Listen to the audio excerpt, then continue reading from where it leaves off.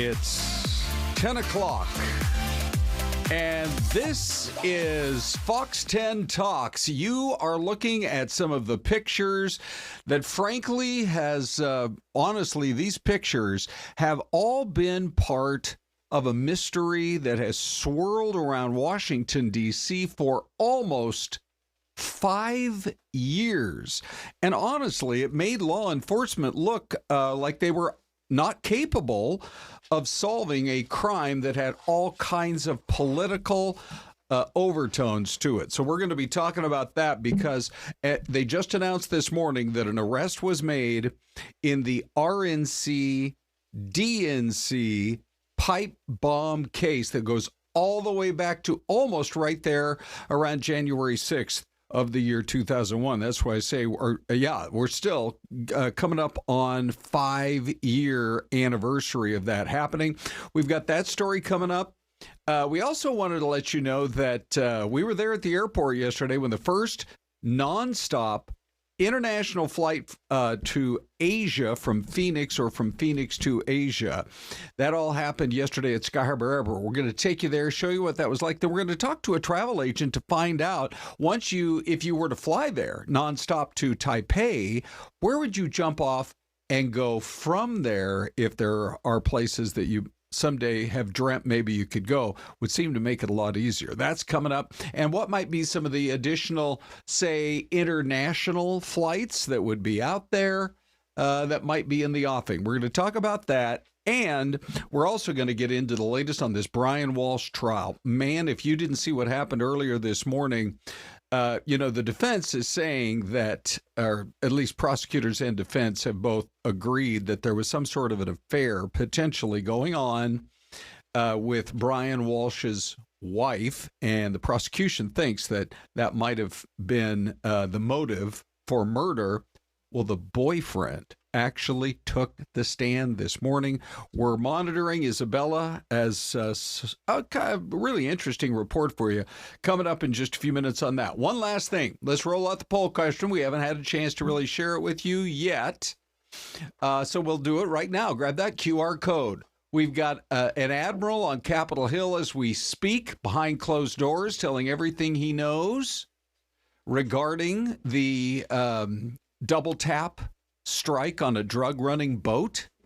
Whether or not Pete Hegseth played a bigger role in that or not, we're going to probably find out about it, but it is a top-secret type of event. But grab that QR code right now. Drug boats destroyed at sea, but President Trump pardons the ex-Honduran president who had convictions on drug running or drug influence during his time in office. So grab the QR code. A bad decision.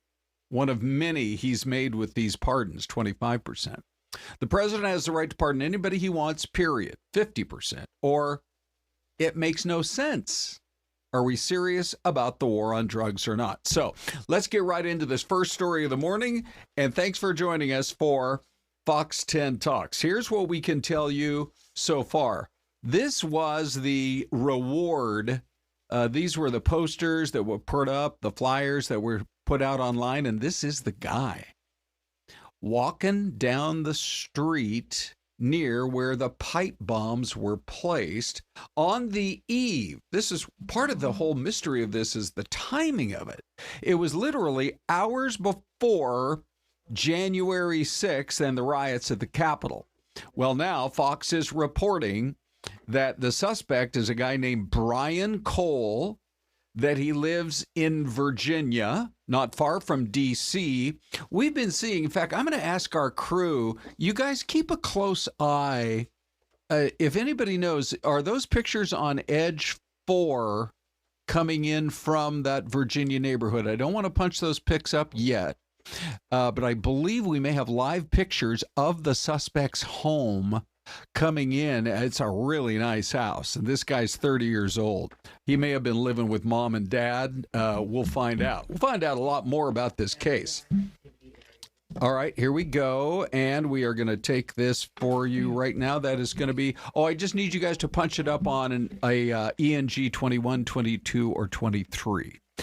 Okay, ready? Here we go. Here we go. You're looking live at this 30-year-old guy's house or possibly his parents' house, or who knows. It's in Woodbridge. And it might be an instance, who knows? We'll find out a lot more about the real estate, but that's where all the FBI activity has been going on. He's been charged with laying explosives outside of both the Democratic and the Republican headquarters. Thank you so much. They did not detonate, but the images were circulating on social media within a matter of hours.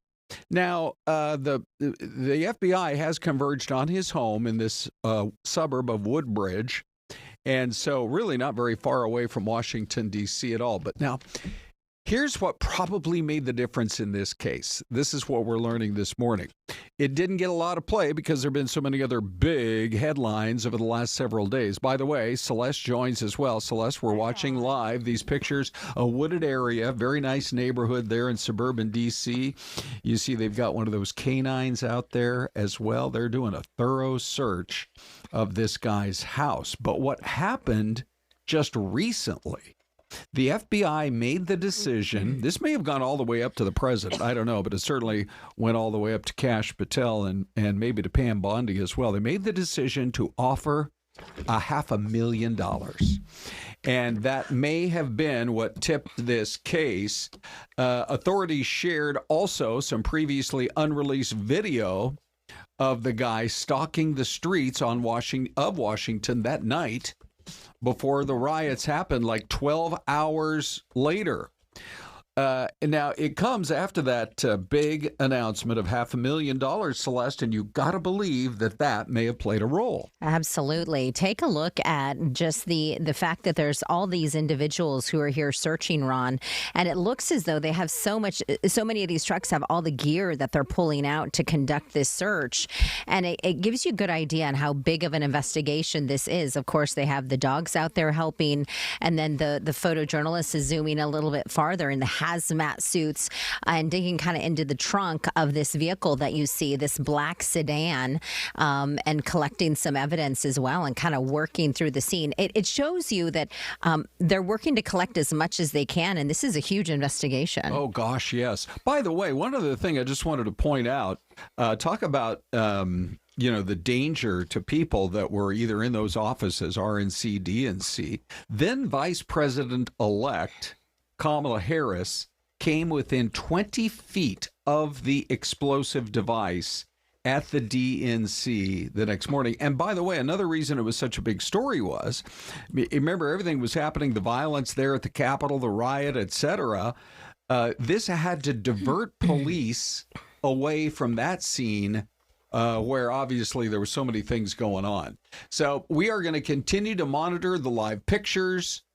We will work our sources with Fox to try to get you the additional information. But, there are a lot of questions being asked and have been.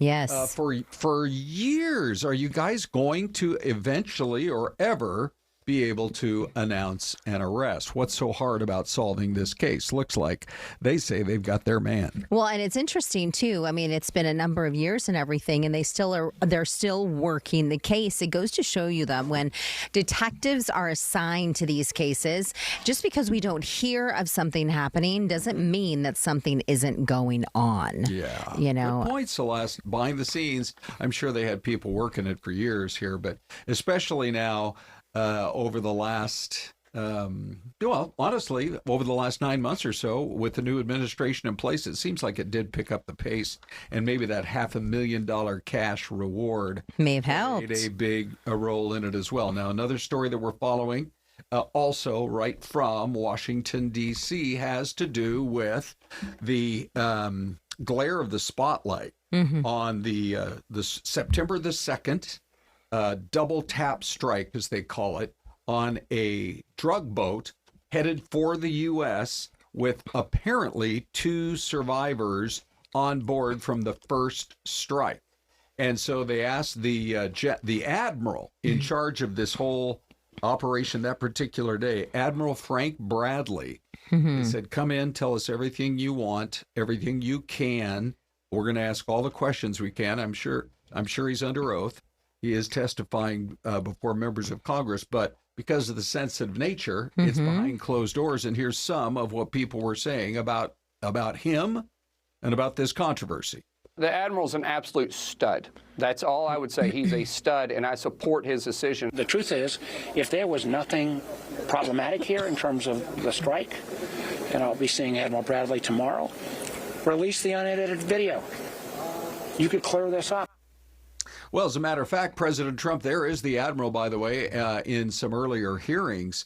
But the president has said he doesn't, at least preliminarily, he has no problem releasing the whole video, but they haven't done it yet. And more clarity and more transparency always, to me, seems, Celeste, to be the way to go. Yeah, and I think so. I think when you release the video, and according to The Hill, I was reading a little bit farther into this, Ron, it says, Bradley, who is the commander in charge of the operation, ordered that second strike after seeing 2 survivors clinging to the wreckage of the burning boat. And he saw them as legitimate targets. That's according to the Post. The military officer, after the first strike, told people on the secure conference call that the survivors were still legitimate targets because they could theoretically call other traffickers to retrieve them and their cargo. And so that was part of what they're sharing, at least. Yeah.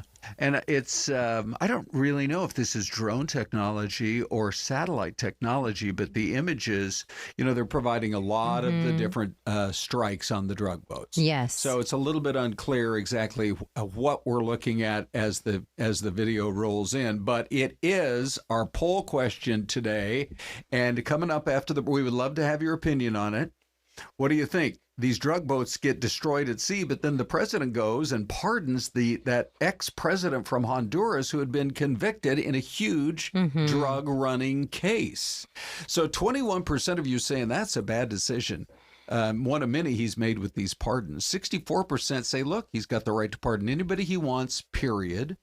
15% say it makes no sense. Are we serious about this war on drugs or not? Grab that QR code. Celeste, how about YouTube? Let's take a look at YouTube and some of those numbers. 456 votes. This is as of about 30 minutes ago.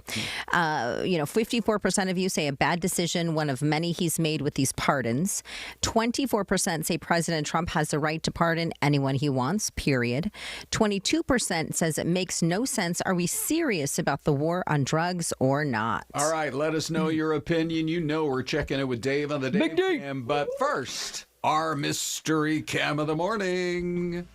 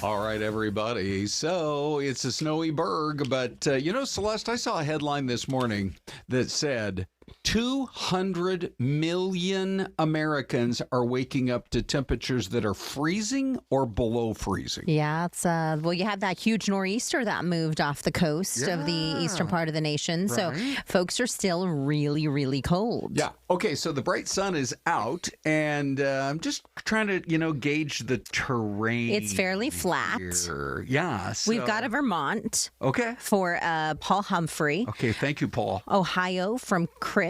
Okay. Linda. Is Chris new? I don't know. I've seen him on here before. Okay. But he's this very special friend, Ron. All of our friends in the chat are very special. Now here's what's super cool. Linda, who watches us daily, super loyal out there in Thatcher, out in the Tri-City complex, as I like to call it, Safford, Thatcher, and Pima, is saying there are three of us guessing today, which is super cool. How far is Safford from Thatcher? About 10 minutes. Is it really? You're in the whole metropolitan area. Because we were in Thatcher. In 10 minutes. Yeah, about a month and a half ago. You were? Yeah, we could have gone to Safford. What were you doing in Thatcher? You could have. I could have gone to and Pima. Well, you went through Pima. Oh, yes, okay. You have to go through it to get to Thatcher. And we stopped at the IHOP, I think, in Thatcher. Nice. For dinner. They had an amazing burger, by the way. Linda. Love ya. Okay. All right. So, Ron, what are your thoughts on this? I think I'm going to go Ohio. Let me go back to Ohio. Here it is one more time. All right. Okay, take it away, Salah. What do you say? I'm going to go with, what is it? Sunny, it's snowy. Day. I like Jenna with Pennsylvania. I think I'm going to go Pennsylvania with Jenna. Ohio and Pennsylvania. Ladies and gentlemen, here's your answer. Here's your answer. And it is Coralville, Iowa. Oh, is that right? Yeah, this is Iowa. The wind chill in Iowa this morning was in some places going to be 20 below zero. Wow. Holy schmoly. Hold on, let's ask and see. What is the temperature in Coralville, Iowa right now? Here we go, ladies and gentlemen. Let's see what the temp is there right now. 10 degrees. Oh, it didn't even speak to you, that flirty AI this actually was Siri. Oh. Siri doesn't flirt, Ron. So that's 10 is the air temp, but with the winds, it's probably like 0 or below 0. Yes, those are hardy folks. Look, it's not even slowing them down, at least at that stoplight. Oh yeah, it was a Denny's. Linda goes, "I don't have an IHOP." It was Denny's. Okay. Denny's. They have a good burger. Yeah, no kidding. They've really upgraded their menu. Hey, so big doings at the airport. Yeah. And we are going to talk about it right now because for the first time in our city's history. Now, I know these airlines don't realize it, but there are 5 million people in this city. Do they know it's the 5th largest city in the country? It's ridiculous. You name almost any other metro area with 5 million people, and they're going to have a dozen international flights. Absolutely. And this is the first, in the year 2025, we finally got our first international flight to Asia. Here's the whole report from Ashlie. Phoenix's first China Airlines flight lands at Sky Harbor Airport Wednesday. The airline's excited to announce Nonstop service, taking people 7,000 miles across the Pacific between Phoenix and the Taiwan International Airport. We've been working on this route for almost a decade now. The 15-hour flight from Sky Harbor to Taipei, Taiwan, cutting out long layovers in LA and San Francisco. There was always a connecting flight, but now with this, this whole new thing coming up, it's going to be great because that's going to cut probably like a good 3-4 hours off, right? The flights are offered 3 times a week with room for 300 passengers and 3-class configuration, including business seats that fully recline into flat beds. I really don't have any interest in going to China. I know there's a lot of political stuff going on. There's a lot of geopolitical tensions. But remember, Taiwan is not China, and the country is looking to build a bridge between their tech businesses and the TSMC facility in Phoenix, something Taiwan's ambassador to the U.S. emphasized. But my question is, what took you so long? There are 30,000 of our expats living in Arizona, so I think it was only a matter of time that the transportation nexus will be established. The partnership is expected to propel the Phoenix region economically. The annual impact of having nonstop flights expected to exceed $100 million. If your heart really calls you to go there, or if you really feel like there's an opportunity for you to go, why not take it? I think my heart is calling me to back to España. Maybe Italy. That's where you maybe would go? Maybe Taipei. Who knows? Sure. Joining us now here on the stream on YouTube is Ashlie Rice, Boutique Travel Advisors. Angie, it's good to see you. It's great to see you. Yes, thanks for coming in. Angie, you're a travel expert and you know your way around the world. You just got back from a big trip to Antarctica. Lean on in for me if you don't mind, and that microphone will pick you up. It's a radio show, Angie. Right Perfect. That mic. There you go. There you go.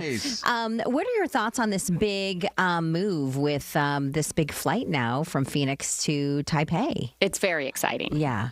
And it really lends itself to reminding if our 5 million travelers, potential travelers, want to be able to travel more internationally, we need to bring business and commerce to Phoenix because it's really the semiconductor industry that really created this opportunity, and leisure travelers get to take advantage of it. Oh, you're so right. I mean, once that semiconductor run was built, I think that kind of pushed this forward. Now, have you seen over the years, now I'm going to tell you my story here in a minute, but I've been over to Asia twice and I love it. I could go a dozen more times. I'm so excited about this happening. But let's say that you fly into Taipei on this Nonstop, which is that about a 12-hour flight? Do you know? 12, it's more. Hours? It is. Prepare Stop yourself. Me when I'm close. You're getting close. 15? It is over 15. Yes. Wow. Okay. So, you better bring a good book or two. Yeah. Hope the Wi-Fi works on the plane. But once you get to Taipei, then what does that open up for you? It's a gateway to so many different destinations. We've been servicing Japan. It's a popular destination. You've got the direct flight out of LA, but now we've got the direct flight out of Phoenix into Taipei. And it opens up the opportunity for new destinations to be explored and more frequently. Korea is a requested destination this year. China is really opening up back to tourism. And you're only a couple of hours away on that secondary flight once you land into Asia. So that's exciting. So we were talking about China Airlines, but then you sent me some info on Starlux. Tell us more about this airline. Well, yeah, this is going to be a newer airline to us, right? But they are going to want to prove themselves to the traveler industry. And when you're accommodating business travelers, you're also going to have to recognize that they're going to be working on those flights. And I almost think catering to that business then lends itself to the leisure travelers receiving better benefits. You're going to be able to fly business class with Starlux at a much better price than some of the American carriers. So that's going to be advantageous as well. Yeah. Well, let's talk about traveling over there. I'm going to share a few pictures. I was in Beijing. I think you can recognize. Look at the gigantic flower pot they have. Can you see the people? They look like ants there. And then just across the street is the Forbidden City. Wow. With a picture. What type of fertilizer are they using to grow those type of flowers, Ron? Celeste, I watched the guy. It was Miracle Grow. But let me share a couple other pictures as well. And I think you know exactly, Angie, where that is. It's the Great Wall of China. There are so many epic things to see in that part of the world that really now open up. Correct. And oftentimes people think of Asia and we think of these big populated urban areas, but there is so much countryside to countries like Japan and China. And that gets overlooked until you have those real life experiences in these destinations. You think of cherry blossom season in Japan, and it's just so many different ways to explore new cultures. And I'm super excited that we are going to embrace more of the opportunity to explore international destinations from Phoenix. I'm so glad you brought that up. Let me just share this last pic. I took that picture. People think it's not even real, but that's on a hike in more of a countryside region in China near the cities of Yangshuo That's amazing. and Guilin. And it was funny because I was lining it all up, and the travel agent person that was helping me is like, I've never even heard of this site. Can I live in China? But I had seen pictures, on Instagram, that kind of a thing. So Beijing, Hong Kong, Shanghai, Seoul, Tokyo, anything else? It also becomes a gateway to other destinations where, you're closer to being able to travel by cruise. So think of these different cruise ports where you can travel. Vietnam. So you might be able to combine multi-countries more successfully because you've eliminated the logistics of having to, layover in places like LA. When people think about traveling to China, I think sometimes people think about communism. about the politics of the place. What is it like when you do travel there? Do you encounter that type of experience, or are there ways to really travel safely in that country as well? There's a lot of misperception in terms of what you are going to experience when you land in a new destination. For example, in 2019, I traveled to Russia, and I was so amazed by the humbleness and the sense of community. So until you're in a destination, you really don't understand how to walk those streets and the experiences of meeting locals, the level of friendliness, and just the level of care and attentiveness that we received from a country that now is removed from our ability to travel. So I feel that when you have this opportunity to embrace these new destinations, be open-minded. Yeah. And again, we get a lot of criticism in terms of how our politics run. So be open-minded and explore these destinations. They're welcoming you. And try the food. Yeah, I'll just say my whole time there, nobody ever asked me about my politics.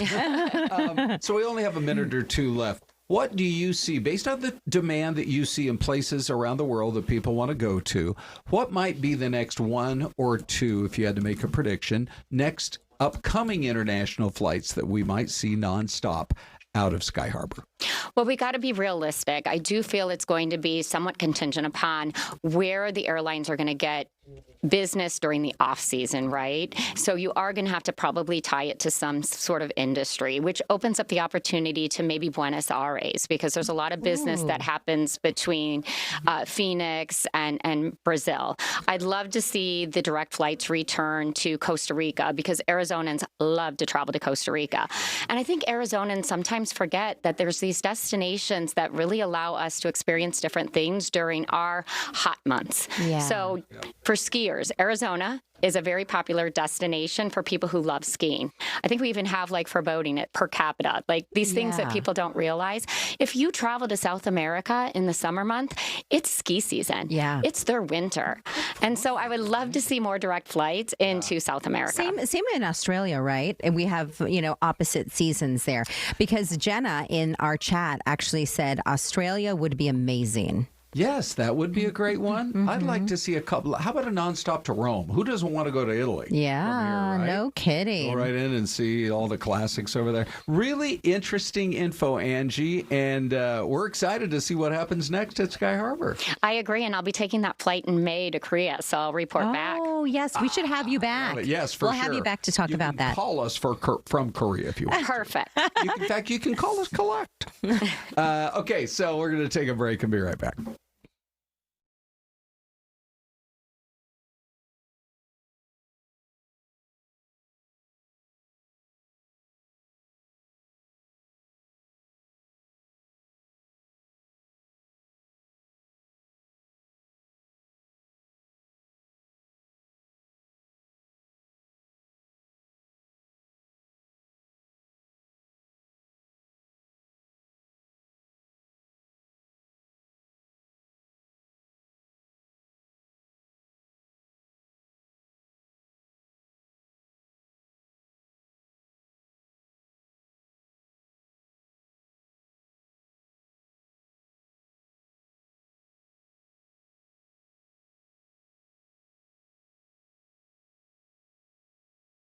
So after you sold the townhome to Anna Walsh, did you have further contact with her? I did. And when was your initial contact with her after you sold her the home? Immediately. And what was your initial relationship? We quickly became close friends, then confidants, and before long we started an intimate relationship. And what do you mean by confidants? We would share conversations about our lives, what we were going through, personal troubles, those sorts of things. And you said that your relationship became more, that it became intimate. It did. And when did that happen? Shortly after she moved to Massachusetts, within a few weeks. Massachusetts? Sorry, excuse me, Washington, D.C., from Massachusetts to Washington, D.C. And what was your marital status at that time? I was separated. And do you have children, sir? I do. Tell me about the types of things that you and Anna did in the course of your relationship. We would go out to dinner, go to bars. She would accompany me to functions. I have a boat in Annapolis. She would come sailing with me. We did a couple of fitness dates together, see movies, those sorts of things. Did you and Anna discuss any stressors about that, or any stressors in her marriage to Brian?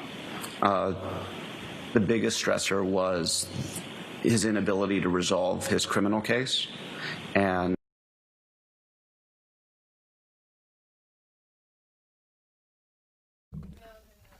Okay, so yeah, you actually heard a little bit of the most active court case in the country right now, and we're going to be talking about that coming up in the next couple of minutes here on Fox 10 Talks Love. That we have the Chicago bean, Celeste. Yeah, my question is always, who cleans that bean up on top? Who cleans the bean?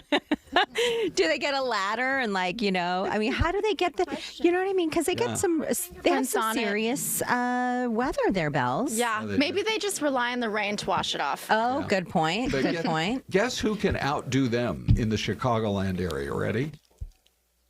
Flagstaff. Oh. This was yesterday afternoon when the snow was coming down hot and heavy. Hot and heavy. Hot and heavy. Isn't that amazing? That's a beautiful shot. More than a mile distance, probably less.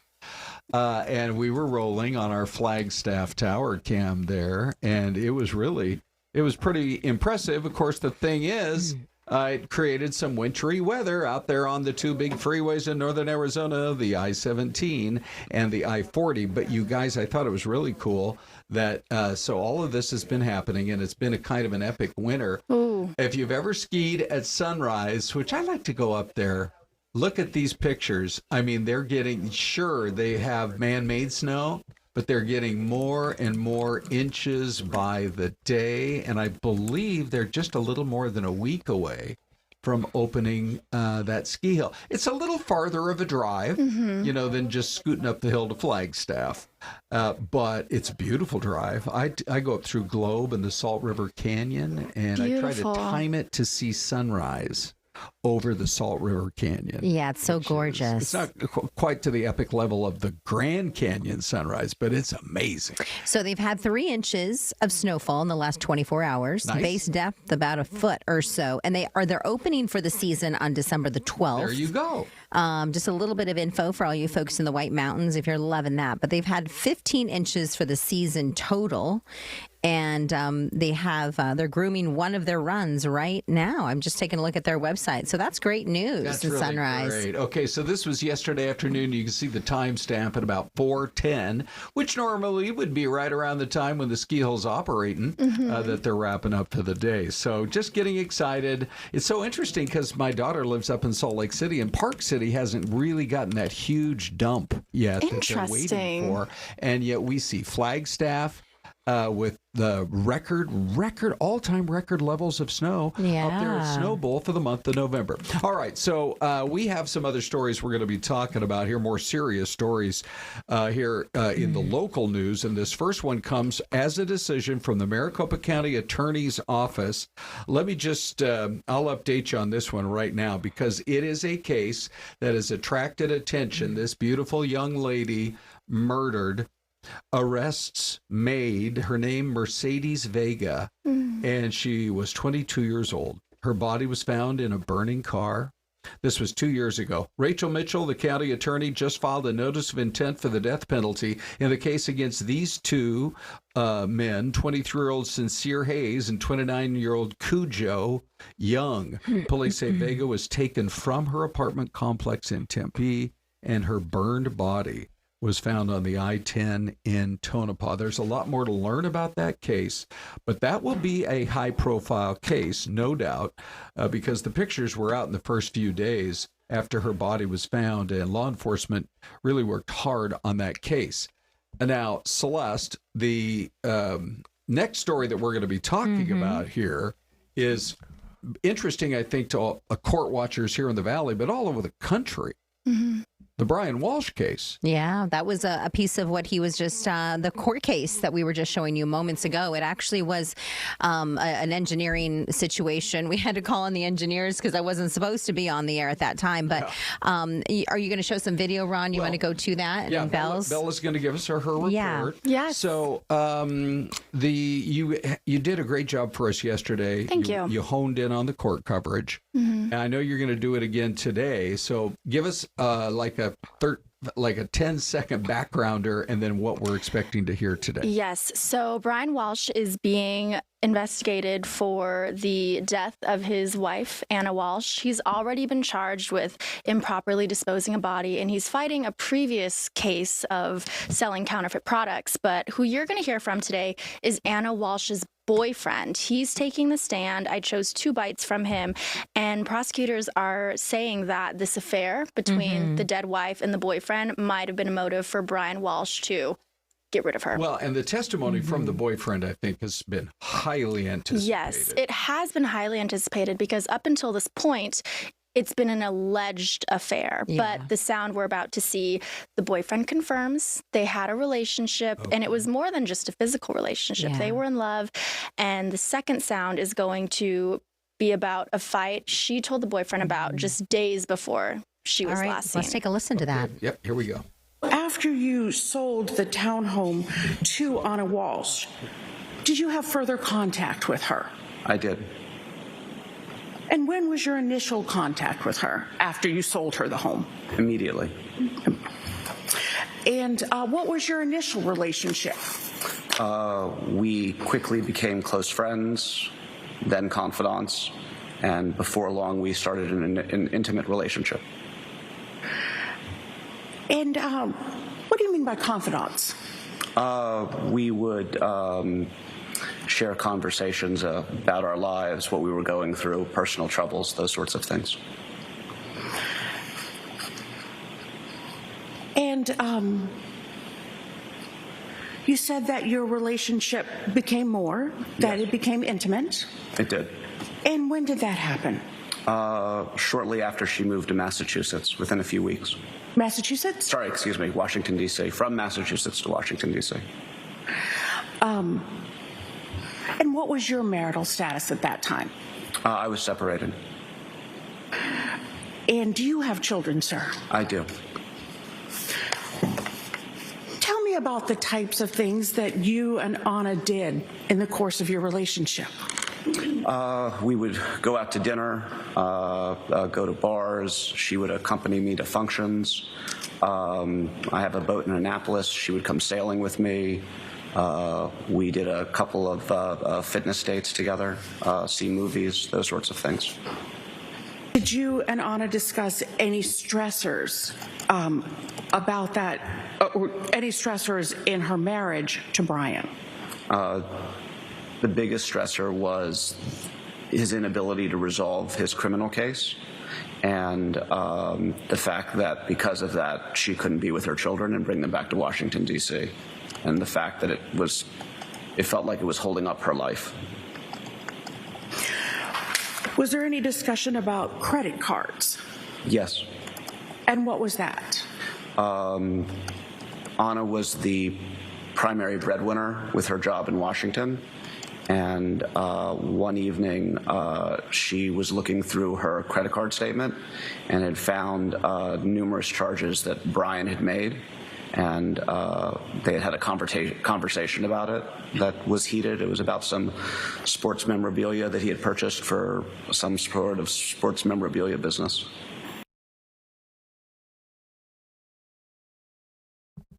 That is pretty wild testimony, Bells. Yeah. Really intense. Yeah.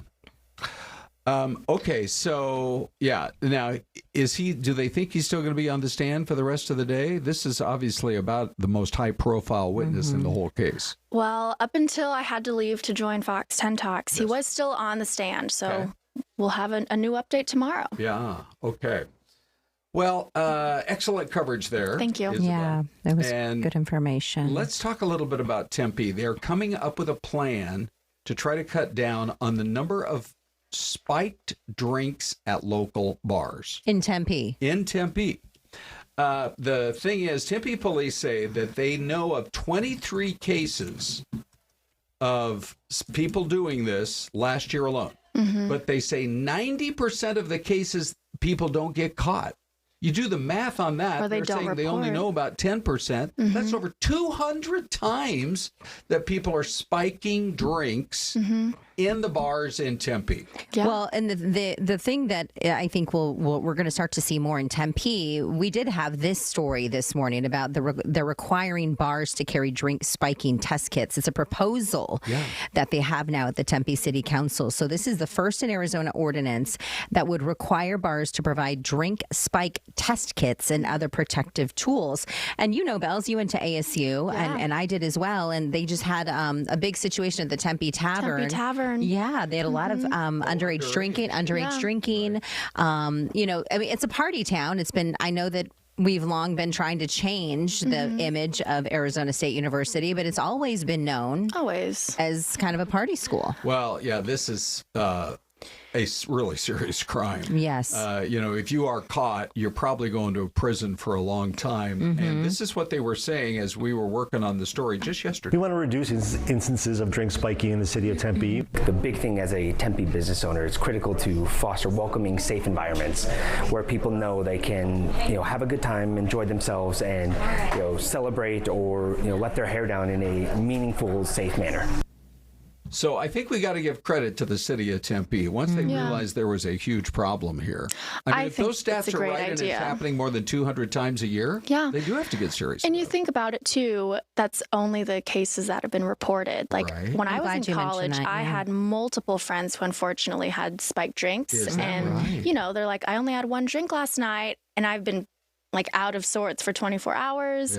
But none of those people went forward and reported it. And I think it's more common than not to not make those reports. So I think that's a really, really great thing the city's doing. That's what the police are saying. They say they had 23 cases of reported drink spiking in 2024, but an estimated 90% of incidents go unreported. Yes. 90% of them. Well, you got to give them credit for once they realize there's a problem, they're going to get on it. Yeah, I think that's great. And so I also think a few of these guys need to get caught, prosecuted, definitely pictures put on the news. Once they have to go to prison, it'll probably then finally stop. Hopefully. I hope so. Hopefully. Much closer to stopping, right?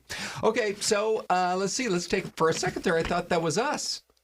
But then it had snow. Right. I saw the tower and I thought, westward, downtown? Ho! But no, we'll be right back.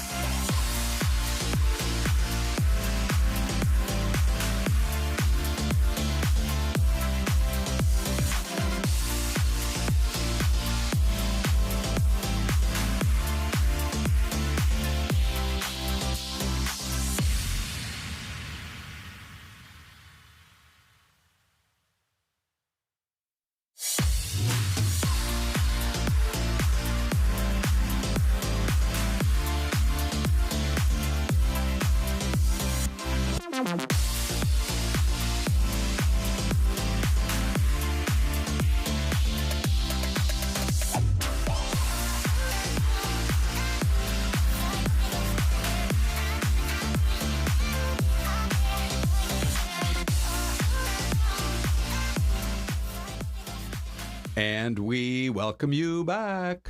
More snowy cities across America. Celeste, the pictures are amazing. You know, this one is absolutely beautiful. You see the water off in the distance. Yeah. You think this is like maybe Illinois or something? You know what? I was just thinking Milwaukee. Oh, I that don't could know be if it too. Yeah, Wisconsin. It's on Lake Michigan, a little bit north of Chicago. It is Milwaukee, Ron Hoon. I'm boning up for tomorrow's mystery camp. Who knows? Okay, Celeste, let's do this. Let's take a look at the one and only Louis Gonzalez, one of our most faithful viewers on Fox 10 Louis, Talks. good morning. We're so glad you're a part of the group, buddy. When we started sending out these T-shirts, we said, take a photo. And that's exactly what Louis did. He's also out there in that same area, Celeste, Thatcher, and Pima. Yeah, maybe Louis going to hook up with Linda, and I'll meet you guys at the Denny's for a burger one of these nights. Oh, yeah, have a Fox 10 Talks meetup at the Denny's. So anyway, thank you, Louis. We know you're out there watching every day, and we're glad that we were able to get a T-shirt to some of our most loyal viewers. So let's go to Big D, Celeste. Big D! Guess what? I'll admit the error. I overlooked Dave, and I've never done that before. I don't think we can do that. Is that even possible? I'm telling Overlooking you. Big D. Now, by the way, we asked Dave to look at the poll question. Drug boats destroyed, but Trump pardons that ex-president from Honduras. Grab the QR code and give us your opinion on that one. But Dave, you've been looking at comments. What are you seeing? A lot of good comments as always. James doesn't matter says the boat and drugs are the target and fired upon until destroyed and sunk. Narco-terrorist operators are just collateral like any military equipment, driver, and crew. Lisa D, 1167, says those boats were so small they would need to refuel almost 20 times in order to even make it to the United States. They were not a clear and present danger. Trump doesn't care about drugs. He is using this as a pretext to invade Venezuela to take their oil. The administration officials have even admitted this in interviews. And finally, Oatmeal Pancake EJ8KY says the ex-Honduran president brought 400 million pounds of cocaine into the U.S., and the U.S. sentenced him to 45 years in federal prison. So why is Trump giving him a pardon and then killing people who could be fishermen on boats in Venezuela? Really interesting thoughts. Keep them coming, everybody. And there's Good the stuff. updated YouTube as well. I think, Celeste, we're pushing 800 votes on that thing Yeah, now. 756 votes at this hour. Okay. So the story that Celeste had, we love our Celeste stories every morning in our 6:30 half hour. But Celeste, your story today, a little survey about Christmas and opening presents and the kids and the parents, and I thought it was totally fascinating. You know, it's interesting. How many times do we take a moment to really kind of enjoy the holiday season? And there's this recent survey that talked about how most Gen Zers actually prefer to watch their children open the gifts. That's the way it ought at to be, Christmas, right? And it was really neat. It's even said, you know, they're willing to let the coffee or tea go cold, and just take some moments to do that. And so I just thought it was a really brilliant story to kind of lift your spirits and make you think something positive about the holiday season, that a lot of Gen Zers, and I believe the number was up around 98% or so, say, you know what, we want to watch our kids open gifts. Yes. But a lot of those kiddos, it also said that their kids kind of snoop around. Over 50% of the children, they're snooping around those gifts, shaking them up, you know, things like that. And they want to know, what did mom or grandma or Santa or Mrs. Claus get me? I feel like you need some sort of obstruction device around the Christmas tree so they don't crawl in there and start shaking them around? Like electricity or something? Maybe not quite to that level, but a fence. You know, like a 3-foot tall fence you would have to crawl over. I shared this earlier, but during COVID, when we all worked from home for a couple years, year and a half or something like that, I was working from home, and my set in my home was right in front of the Christmas tree during the Christmas season. And there was one live shot where you could see my daughter, who was very young at the time, crawling on all fours behind me, sifting through gifts and things like that. And so every kid does it. They just want to know what's inside that gift. But it was cool to see that most parents, at least Gen Zers, love to watch someone else, especially their children, open the gifts. Well, since we're on that topic, did you see Des today for Thrifty Thursday? Talk about a place you can find Christmas gifts. Good deals. Really inexpensive. Check this out. And Caden's Place is so unique because they buy pallets of goods from Target, right? So we're seeing brands all throughout the store that you will see at Target. Threshold, that's a big one. And look at here, their front display is all ready for the holiday season. They've got some Christmas decor out. So Danny and Cam are here with us this morning, brother, sister. Walk us through Caden's Place. Why did you guys start this 3 years ago? Honestly, I built a new house and I wanted to get some furniture, and who wants to pay full price? So I was looking for stores like this and couldn't find it, so why not call up brother, sis, and the family and see if they want to start a business. That's amazing. And Cam, you were all on board. Absolutely. It sounded like a great opportunity, and there wasn't really a lot of competition out here, so we just found the idea and really just went with it. Okay, so give us the grand tour. The front of the store here, give us the lay of the land, Danny. Yeah, it's typically our seasonal items so that we rotate out. So as you can see, we have the fall, Christmas items here. So as soon as you come in, you can take a look. And the best thing is all we're taking is Target items and then cutting the price in half. So we have ornaments for your tree. Yeah, originally $10, and because it has a green sticker, you see it's right there, $5. Wow. Yeah, can't beat it. Like, why pay full price if you don't have to? And to get something clear too, you're not a thrift store. Correct. All these things we get from Target. So we get overstock items when Target buys too much. We get damaged packaging. We get clearance. We get returns. Well, and actually, you mentioned damaged packaging, and this is a really good example of that right here. Yes. The Pampers. So you'll get items like this, like it's open, but those diapers haven't been used. Yeah, nothing's wrong with it. So unfortunately, Target isn't able to sell those, so they're lost, our game. Yeah, and diapers are generally how much off? 35 to 50% off. Okay. So yeah, we usually just scan everything from Target and then discount from there. And then what is this section here, Cam? Yeah, this is the toy section, and we honestly get a ton of toys. So like for example, this row with the Wish toys, severely discounted up here, only for $3 each, just because we have a plethora of them. So a bunch of toys to fill up all the presents and all the Christmas trees. And I'm shopping for 4 kiddos. I know how expensive toys are. You're looking at like originally a $20 Barbie, if not more. And then as we make our way through other parts of the store too, I love this section right here, you guys. These Squishmallows are huge. Look at Stitch there, and just a lot of different variety that you guys have. And then you're popular for this section. What's this? We are known for the bin. So $3 clothes. So I talked about, 35 to 50% off. All those rules don't apply for clothes. We just have a straight $3, get in there, grab something. Christmas PJs, like that is the thing right now. The perfect print for it, right? Yes, so come down for the whole family. You know how much these cost. And even if you $3. If you find a set of clothing connected, we still consider it as $3. So like you can get this whole set of pajamas for $3. You actually answered my question. I was going to ask her, are you doing $3 a piece? Yes. So wow, that's $3 for the set. Steal. It's a steal. Okay, we have to wrap it up. But Cam, I told Cam over here, right here, I have this in the front doorway of my house. And what did you say to me, Cam? You probably paid double for it. I probably did. Thanks. Okay, so that's Des reporting for us there. And wow, what a great spot to Great spot. Live on a budget at Christmas time. Exactly. Yeah. Okay, so we're really excited to have Maddie Krucek. I should have checked. Is it Krucek or Krucek? Either one, but Krucek. We're going to lean in for me, Maddie. Absolutely. Okay, like it's a radio show. So you're a Clevelander who's decided the Valley of the Sun is the place for you. It's been nice. Good. Yep. That's amazing. So you're from Cleveland. Walk us through. You're in theater there, and you were like, you said drive my Ford Focus, and I'm going to drive across the country to LA. I did. Yeah, I had a friend from college who said that she would like a roommate and had asked and prompted the question. I said, I don't know if that's even possible. I have so much out here for me in Cleveland. It's my hometown. Okay. But the more I thought about it, the more I looked at pictures of beaches.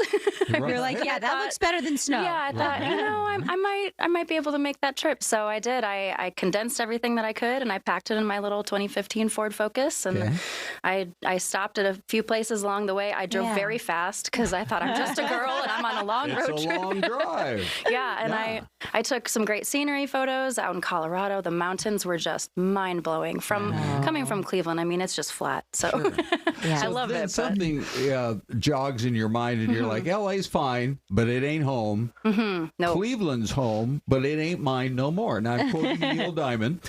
But anyway, so you come to the Valley and now you're starting your career here doing what? I work at Drunk Shakespeare. Okay. So for folks who don't know what that is, and I know a lot of people do, but maybe some don't, what is Drunk Shakespeare? Oh, man, what isn't it? It is a blast. By the way, this is the video we're showing here now. By the way, Drunk Shakespeare has morphed into Drunk Christmas Carol. It has, Okay. yeah. Yeah, I came on during Drunk Dracula, which we brought on for a little bit of a spooky show this fall. And now we've morphed it into Drunk Christmas Carol, which has just been, it has been such a journey.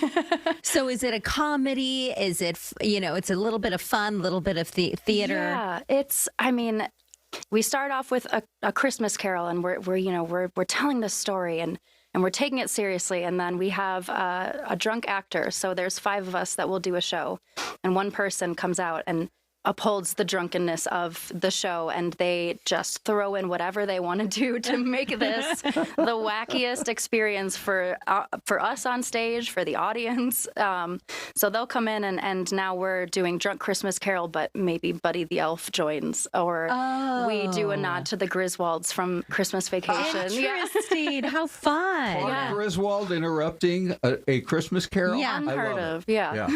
Yeah, Okay, it is so great. tell us more about where people can see it and kind of the feedback you're getting. Oh, it is at the Rose Theater. So it's located in the Arizona Center. Oh, yeah, right down the street here. Yes, they just opened another restaurant right next door. So that was pretty cool. They had a lot of construction, which is now diminished for the most part. So people can park right on 3rd Street or get dropped off near 3rd Street in Van Buren and walk right in. And it's a little speakeasy vibe. You walk into our door, and it's called the library. So there's books everywhere, and there's a beautiful little bar when you first walk in.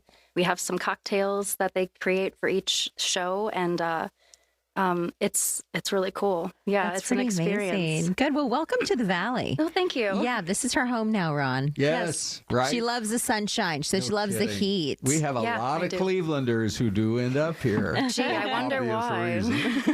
Even though Cleveland's a great city, that's It for is. sure. All right, well, good luck. The Rose Theater sounds like that's the place to be, and it sounds like a really a cool experience. Yes. Yeah. Yes. All right, Maddie, nice to meet you. You too. Shows begin when? We actually opened last night. Oh, so, yes. awesome. And then we'll have shows this weekend. We run through January 11th, and you can buy tickets online at drunkchristmas.com.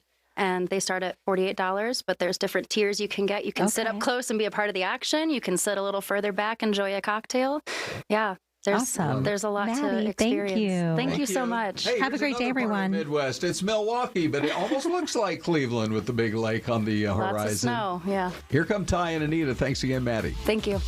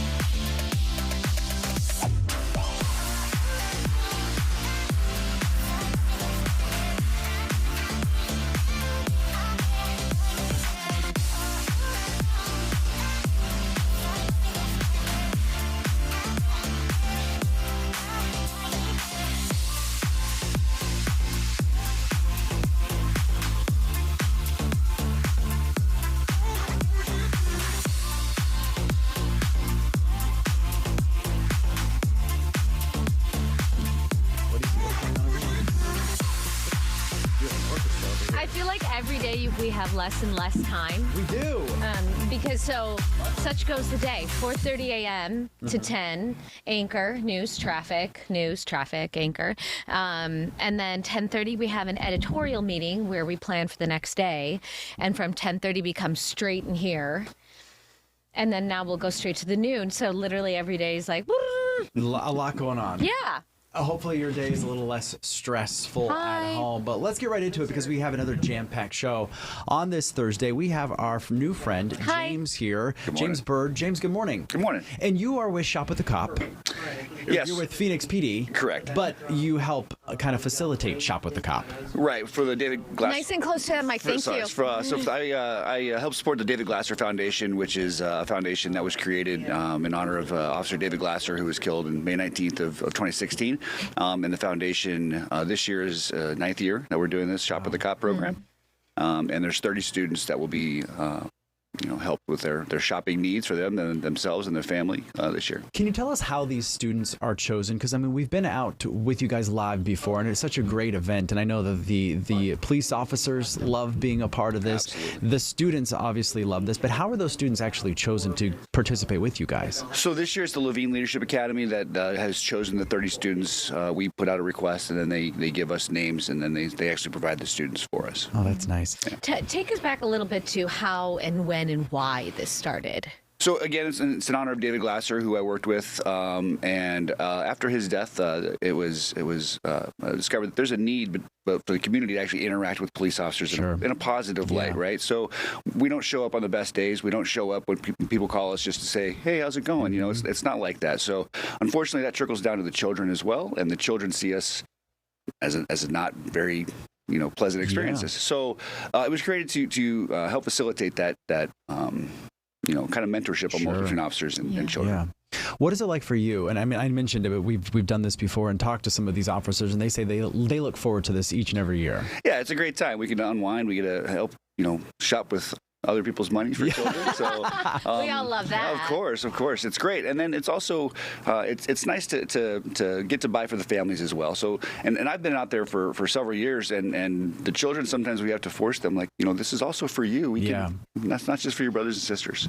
That was going to be my next question. We've covered these, and we've gone live with you guys where when we turn around and we ask the kids, what are you buying? They say, well, my mom wants, and I'm going to get my dad, and then my little brother and my little sister.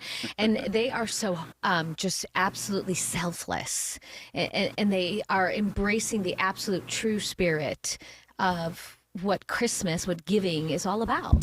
Yeah, it's a whole lot of fun, and I look forward to it every year. We all do. How much do the kids get when they go spending? So they get $200. Oh, wow. And we raise that through private donations, and then there's a program with Target that actually helps us collect the money. That's cool. So folks are watching at home. Is there like a fundraising component to this if they want to help you, maybe not just for this year, but years past, or not past, years to come? That would be kind of hard to donate to things that are over.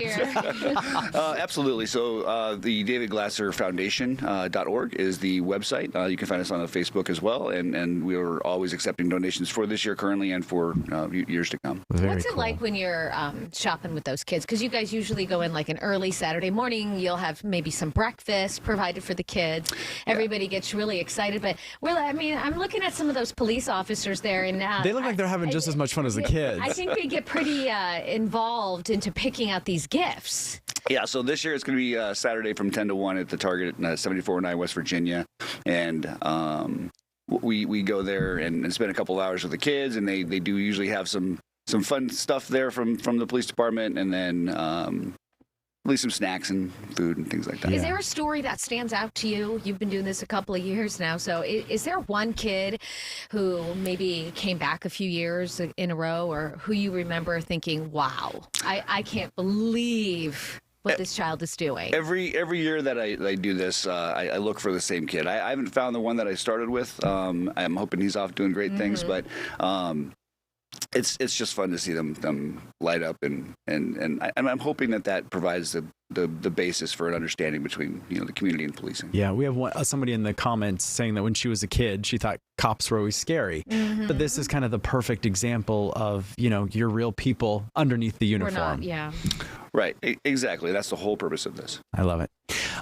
Give us kind of the nitty gritty, if one more time, if folks want to get that website to help you guys out for years to come. Sure. Or maybe if someone wants to next year or years follow, get their kids involved. So it's picked by the school district or whichever school. It's usually a Levine school. That's where Officer Glasser, that's where his end of watch occurred. Sure. So we use, and it's also the community that he patrolled. So we like to include the community that he worked at. So I don't know how the selection happens. That we usually partner with different schools in that area. But the David Glasser Foundation.org is the website, or find us on Facebook. Okay, cool. Thanks. Well, Mr. Byrd, it was so nice to meet you. Thank you so much Merry for coming Christmas. in. Thanks for what you're doing. A lot of folks in the chat are saying thanks for what you're doing for the kids. They really appreciate it. It is very cool. Okay. Take a look at this, you guys. Do you recognize those faces on the screen? No, who is it? Some of the biggest names in the world. We're seeing Mickey, Minnie, all sorts of stuff, all on ice. I remember when I was little, my mom got me tickets to Disney on Ice. And? It was at the Salt Palace in Salt Lake City. Is that what began your singing career? Was that No. Was that the initiation? I think that's of when it? I was like, these are the coolest Wow. performers out there. And guess what, you guys? We have one of those performers joining us here live this morning. If I can get my there we go. There she is. Sarah Becker. Hello. Hello. Good morning. Good to morning. you. You look like a Disney princess. Oh, well, thank you. Aren't you adorable? Sarah, you actually lived in Scottsdale for a time. Is that what I'm hearing? Yeah, so I was a performer out at Walt Disney World for 6 years.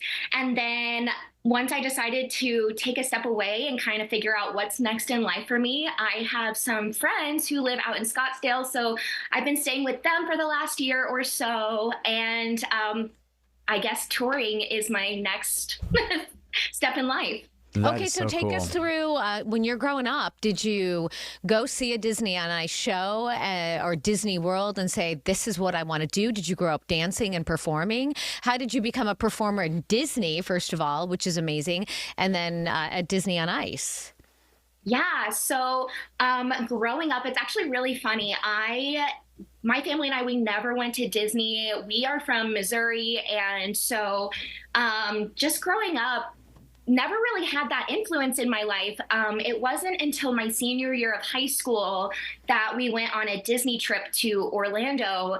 And I just remember seeing the shows at the theme parks and being like, I want to be a part of this.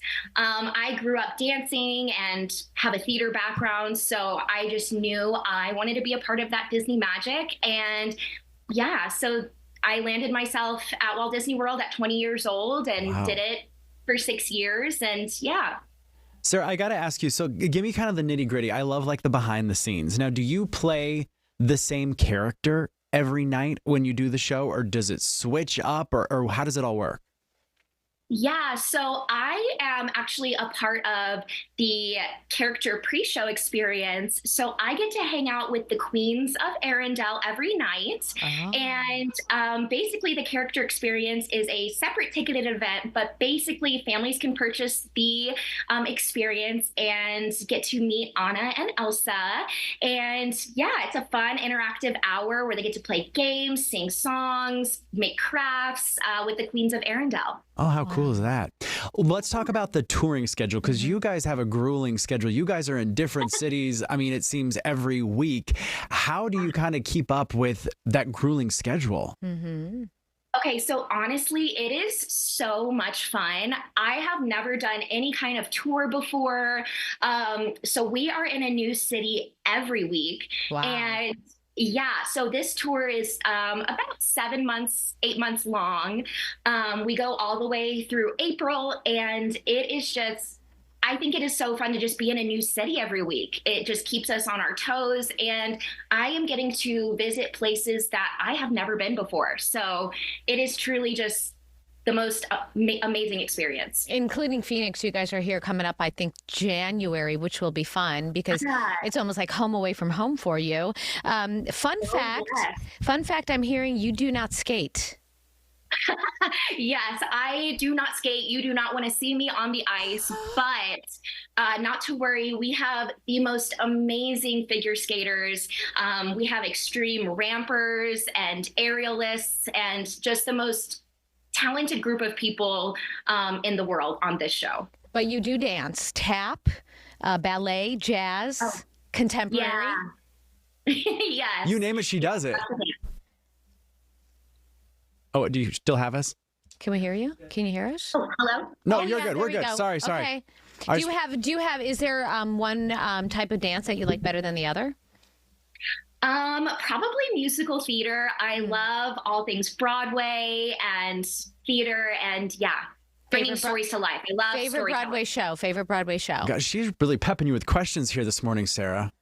I know this is a hot topic because Wicked came out. Ty has seen some really great shows. Do you have a favorite? I like the old, like Evita, an oldie but goodie. Oh, Evita, and I love Chicago. Oh yeah. Ooh, There's I just saw the touring show of Chicago a few weeks ago in Seattle, and it was so good. Oh, that is cool. Wow. Do you get some downtime when you are in a city for a couple of nights? Do you get some downtime where you can kind of go explore the city before you have to go do the shows? Oh yeah, absolutely. We usually get like Tuesdays and Wednesdays off, which is really nice to be able to go and explore the cities. And then a lot of times we have nighttime shows. So we have like the whole day before we have to be at the arena for a show, which is really nice. What do you like to spend your time doing? Like, are you shopping? Are you sightseeing? Are you hiking, biking? Sleeping? I would be snoozing. Sleep and get a massage. Yes, absolutely. So last week we were in Vancouver, which I have never been to Canada. I've heard it's beautiful. But Vancouver is just so fun. And literally a lot of these places I have never been before. So it is just, I am trying to soak up every minute in exploring the cities. And I love that. We have about a minute left. Tell us how people can get tickets when they come to Phoenix, how much longer you'll be performing, and maybe what's next for you. Yeah, so we are in Phoenix, Arizona at the Mortgage Matchup Center, just in downtown Phoenix there. And we are there January 15th through the 18th. Coming up. You can go to DisneyOnIce.com to grab those tickets. And just a few more weeks until we're there. And we are on tour all the way up until April. So you can come check us out in other cities as well. But we will be in Phoenix, Arizona, January 15th through the 18th. Okay, come here in person. Yeah, when you're we here. want to meet you. Come hang out with us. I would love that. Okay. Dave is going to We'll make it happen. Yes. We'll go full circle. I love it. Perfect. Nice to meet you. We'll see you in January. Thank you. Have a good one. We'll be right back. Bye. Oh, it's fun. Nice job. I'll email Jen Joseph about getting you in person. That would be awesome. I would love that.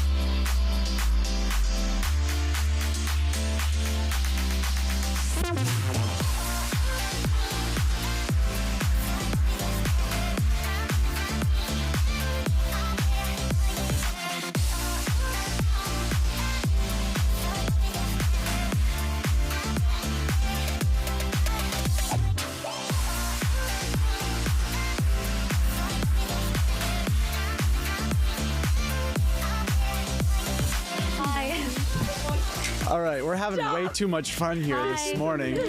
You have to put that on your head. Maybe right. like, wow, we're on it. We're on, Yeah, girl. we're on. Look at you. Wow. You're looking good. Oh, no, those are cute. These are adorable. I'm going to put this Introduce yourself. Hi, so nice to meet everyone. My name is Liz. I'm here with Shamrock Farms to talk all about what we've got going on this holiday season. We're so excited that you're here, by the way. You're possibly the most popular. Oh, look, my glasses are seeing out because You're also making a lot of noise with your jingly janglies because I over drink there. a lot of eggnog, sir. Well, what's going on? Can you be quiet? I love these. It's turning into one of those, those ASMR things? Oh. Where they're like, I'm just going to. I don't, it's too soft. Okay. I can't make a noise. But You're not allowed to touch it. You can just get really close. Oh, there you go. Oh, okay. Folks at home, I want to know be nice because we have eggnog from Shamrock.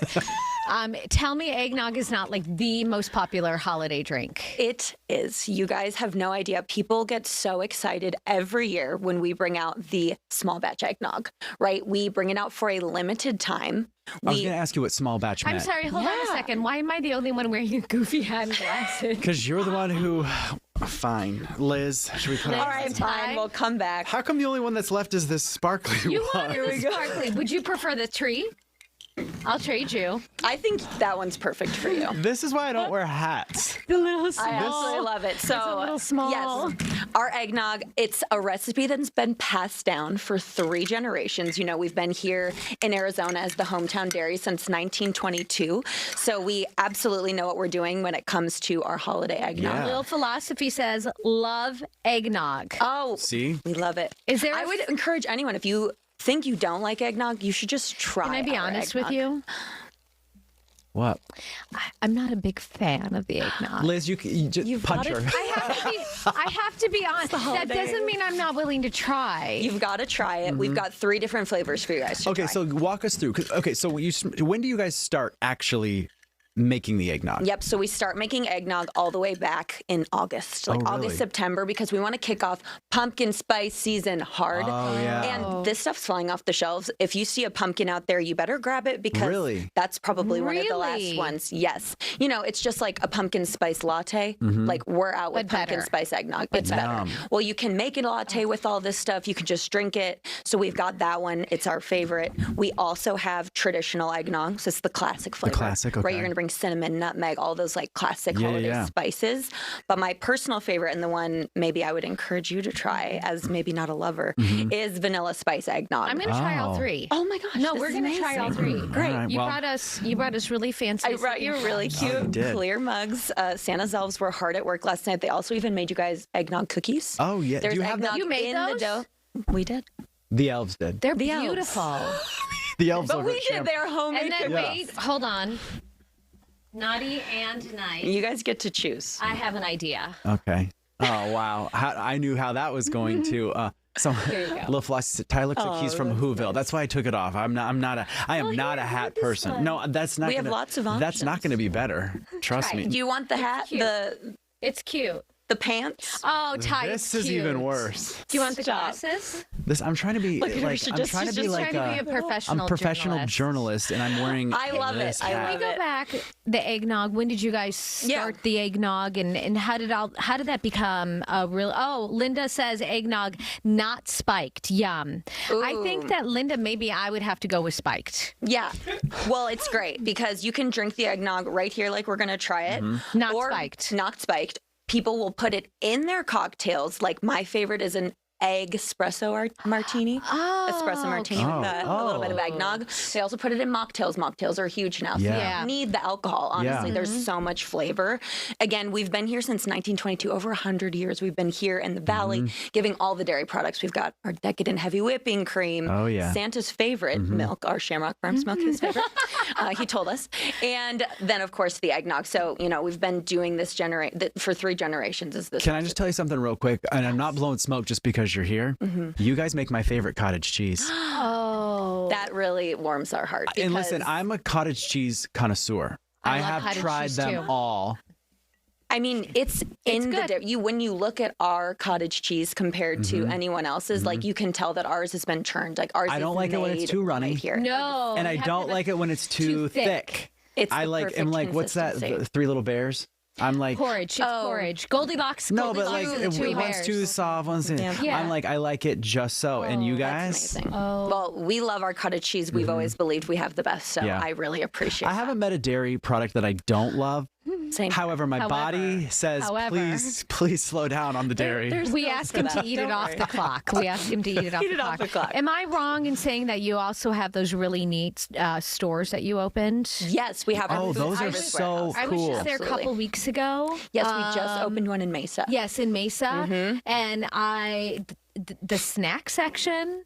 Oh yeah, and the prices are insane. We have talk a little bit about what they and are. you don't for people that incredible don't know. prices. Yes, so our food service warehouses are our own retail stores where we carry so many Shamrock. If you want a Shamrock Farms product, you can go there. They're going to have them. But we also carry a bunch of other products. We sell them in larger sizes. So if you're a restaurant or a small shop, like you can come there and get really great priced products to use. Even if you're not a restaurant, though, you can come there, do your shopping, and if you join, you get a discount. And that's that's great too. That's cool. You have. We wanted to talk about the sign before we do. Oh, yeah, because you have that famous. I don't want to forget. No, we've got the lights on, so we wouldn't forget. Oh yeah, no, we will never. Yes, I've got pictures of it. Look at this. There's the iconic sign. Fun. So we've had this sign as our landmark off I-17 since 1959. We've retrofitted with LED lights, which is amazing. But this year, we wanted to really spread the holiday cheer and the joy. So we said, what better way to greet these like 200,000 daily commuters than to put some green lights, some red lights, and to candy cane stripe our poles. So it's cool. So cute. It's 42 feet off the ground. Is this the first time you've done this? This is the first year. Yes. You see Roxy, our spokesgal up there? Oh. She's surrounded by holiday cheer. This is the first year that we're doing it. So we're really excited. And again, it's just a little way on your commute to or from work or maybe to get your eggnog. There you go. You know, it's so funny. When I first started working here 13 years ago, whenever it would get like super hot, they're like, oh, wait, we got to go to Shamrock and get the video of your thermometer. Yes. Your digital thermometer readout. Exactly. We've been there greeting people with, we have fun messages. We have the temperature. So, it's much better right now. Can you put up like a hi, Ty and Anita? Oh, can we? We can add that to the thing. We'll see. I'll see what I can do. Pull some can you pull strings some on the back strings end. at the old Shamrock? Maybe sneak them an eggnog cookie over there. Good idea. I think it's pretty incredible in this day and age with all the modern technology and the social media and everything to see a business that has really lasted and through the test of time. Totally. I agree. I mean, being at a company that's over 100 years old, we've been kind of a pillar of the community here in Arizona. We pride ourselves on being Arizona's hometown dairy. So I love the community events that we get to do this weekend. We actually have one of our big annual events. It's called Joy to the Herd because we do have our own farm right here in Stanfield that helps give us the eggnog and Santa's favorite milk and everything we need. So you can go and reserve a spot for this weekend. You can go to our website and find tickets there. It's only $15. Santa flies in. You get pictures with him. Roxy will be there for photos. There's crafts. And it's just like, there's nothing like seeing the holidays through a kid's eyes. Yeah. So I love working at Shamrock. I think it's an incredible company. And, it's telling of our products are very delicious. So we've been able to stay You have a fun around. job, by the way. Oh my gosh, I agree with you. You get to talk about I know delicious eggnog. Food and drinks and everything that you guys decked out do. in and holiday decked out lights on TV, and right? Bring you cookies. Next time she's going to bring cottage cheese. Do you want to? Which one do you want to try first? Well, you tell us. What do you think? I Let's think start we with should traditional. I say we start with exactly. original. Let's start with like original. Just a little. Just a splash. taste. I know you're not a. Okay, good. Great. It's thick, as you see. Yes. I'm like, okay, good. You know how I really like to use this as like a creamer in your coffee? Yes, that's exactly what I was going to say. You have this one, and I'll put it in my mug, so then we can all cheers because we don't want to leave you left. We have endless mugs at this table. Well, I don't want to leave you left out. This one. I really like it. Okay, cheers. Okay, cheers, everybody. This is the original. This is the original. So this is the traditional, rich and creamy with warm holiday spice. That's not bad. What do you think? That's delicious. That's not bad. We So love you that. Drink it on ice. Delicious. You don't drink it warm. No, I would definitely recommend to have it chilled because that's just you're going to get all the delicious flavors. I like it. But if you want to put it in your warm coffee, That's like also as like a little incredible. creamer, right? I don't Creamer, want to a know what goes latte. into it, but it does taste good. It is delicious. It's our own milk from our farm. It's Yeah. cream. You know, it's all of our delicious spices, our Yeah, it's proprietary blend. So there's all goodness going into Okay. this. I like it. promise you. Okay. All right, so this is the one that's This going is off the pumpkin. store shelves. Pumpkin spice is. It's almost gone, you guys, Okay. because this is the one that we like to kick off the season with. Okay. So here is pumpkin spice. That's obviously a classic flavor Yeah. that we know and love. Cheers. Cheers. We've had this one for quite some time now, and everyone wants that us to bring it smells back. This? Don't freeze it. Don't freeze Don't it. freeze it. Well, No. I would like buy a bunch of bottles and. We would have loved that too, but that's what makes it so great that Ooh. it's such I like limited this. time. You got to stock up now. Yep. Whoa, that's really good. That's really tasty. I'm telling you guys, eggnog is delicious. Our Shamrock Farms eggnog You is totally delicious. changed my mind. And all it took was you trying the product, right? It's But not that like we had to do pumpkin one anything is- crazy. That Wow. one was delicious. But you guys, the last Okay. is my very favorite. Okay. This is vanilla spice. It's our newest flavor. We came out with it a couple years ago, but it is a slam How many dunk. total flavors? We have these three. Yep, Do you ever exactly. think of maybe other flavors that you could potentially We add? have some ideas. We do. I mean, we're always open to ideas. We love when our fans comment on our socials and recommend whatever ideas. We have a great Sorry, I R&D forgot to team. cheers. We forgot to toast. We've got to toast every time, but Yeah. you guys, this one's my favorite flavor. Okay. So Here we go. I I'm need to hear excited. your thoughts. Okay, here we go. Honest thought.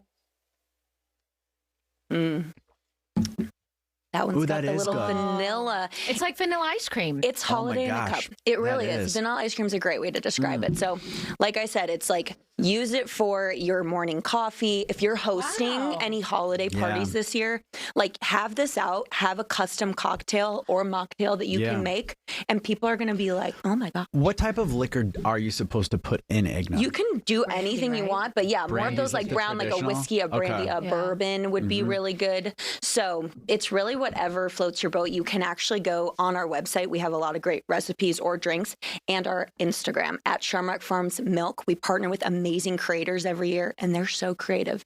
They make amazing cocktails. They actually made a peppermint whipped cream with our Oh, heavy cream yum. for the espresso martini. I wonder if you could do a peppermint eggnog. Ooh, Would that fly or no? You know, we're looking at mint peppermint. Like that's always in in the holiday stratosphere. I'll take it into consideration. Who knows? I don't know. Maybe next year you guys will see. I'm still trying to brainstorm. I'm working We'll on call it. you. Yeah.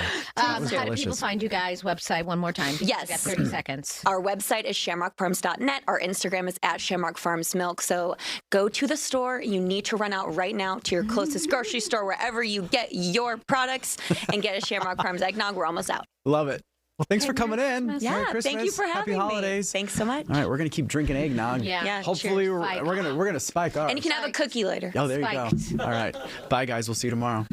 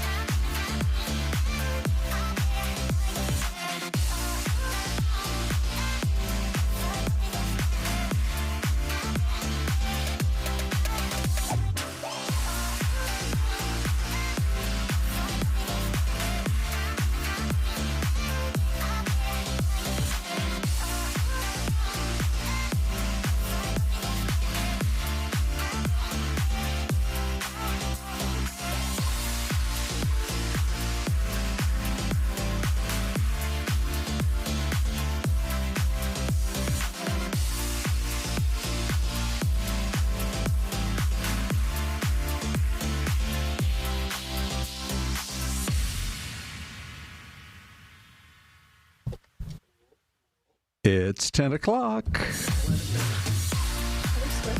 I'm reliving the 10 a.m. hour. It's our standard sign-on line.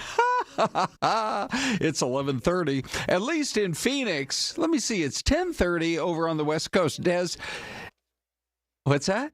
Oh, nothing. Go ahead. Oh. Proceed. Okay, so when the time change does happen, does it confuse you for a couple of days, like when you're calling back to Buffalo and you got to chat with the fam and you're like, wait a minute, no, it's not that time anymore. I know it's like that for me when I'm calling Seattle. I have 4 toddlers. I'm always confused. Yeah.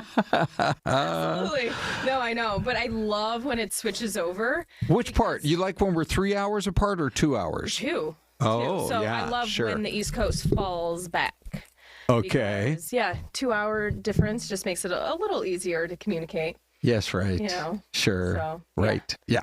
Okay. So we have, by the way, we actually aired your Thrifty Thursday report in our 10 a.m. hour. Oh, you did? Because it was so cool. I mean, people are looking for ways to save money and still create a really wonderful, bunch of toys for Christmas. And where was the place again? It's Caden's Place. It's in Tempe. Okay. It's amazing. Yeah. So go to my Instagram. I actually just posted a video of everything that I bought. Okay. I spent $35 with tax. I got a box of big pull-ups, a giant box of pull-ups for the girls. They wear them at night. Was that like a 24-pack kind of a thing? Even more. 36-pack? 35 or more. Yeah. And then 3 of the Wish dolls. They were $3. Some clothes and a headband. And yeah, it all came to $35. So pretty good. Incredible. Yeah. Because one of the dolls alone, it's like, I mean, it retails for $25 in and of itself. Do you remember the cross streets roughly? Where it was that people can is it go? West Broadway? You know what? It's actually in the plaza Okay. of Ted's Hot Dogs. Oh. That's from my hometown. Oh, yeah. So I thought that was actually really funny. I'm always over here eating at Ted's, and I didn't know you were right here. Yeah. We're at 1731 East Broadway Road. In Tempe. Okay. So, that's right so there in cool. the Ted's Plaza. So go to Ted's and then go to Caden's Place. And isn't it amazing that you can be from almost anywhere else in the country and you're going to find a connection because so many people are here from somewhere else? So, fun fact about Ted's burger: it's burgers, hamburgers, charbroiled on the grill, and it's the only location outside of New York that exists. Really? Mm-hmm, the only one. Because do you know the backstory? I forget the backstory. The manager, we have talked to him a couple times. The owners, I think, would just vacation out here and liked it. Sure, and I don't know, maybe they retired here and opened up that location. Yeah. But yeah, it's the only other one outside of New York State. And then if you're from Chicago, you get the Portillo's hot dogs. They're all over the place here. So yeah. And, they have Jets from Detroit with Detroit-style pizza. Jets. Yeah. So I just think it's the greatest. Now, the one thing they could do is bring in Ivar's. Oh, I've never heard of that. It's a fish and chips place out of Seattle. Googling Ivar's fish and chips. Oh, yeah. I'm not the only fan. Thank you so much. Bella, Sorry, hang Bella, on. we I'm heard looking you for back a Bella bomb. There she is. I'm not the only fan. I Bella spelled grew it up wrong. on those fish and I chips, spelled it too. V-E-R, so it's V-A-R. I-V-A-R. Ivar's Fish Bar. He was a kind of a funny guy. I think he passed probably 30 or 40 years ago. And the slogan for all of the fish and chips places: keep clam instead of keep calm. He had that kind of sort of dry humor. Anyway, let's talk about some of the stories that people are talking about today. This one, holy cow, this had to do with the dump truck that got involved in a bad wreck in Scottsdale. Shows the moments that a Tesla slams head-on with the truck. Oof. With the dash cam video. Let's watch it all again here because I'm looking at the script. I don't know what is happening there. This is wild. So he just misses that pickup truck. Yes. And thank goodness that driver was really paying attention and vigilant. So he avoided that first collision. Okay. And then there you go, meets the dump truck and sends that through the brick wall. So you're the man or the lady that lives in that house, and you're just living your life. And all of a sudden you hear a big kaboom and you're like, what in the heck? You just never know, especially if you're living off of one of the main boulevards. Here's a little bit more about it. So It was on Tuesday afternoon at Cactus Road out there, kind of in the Scottsdale area at about 74th Street. The Tesla crossed into oncoming traffic, dodged the truck, Des, like you said, smashed into the big truck, the dump truck, then crashes like a chain reaction. But now, you got cameras everywhere, into the block wall. Driver said the truck was filled with 20 tons of rock.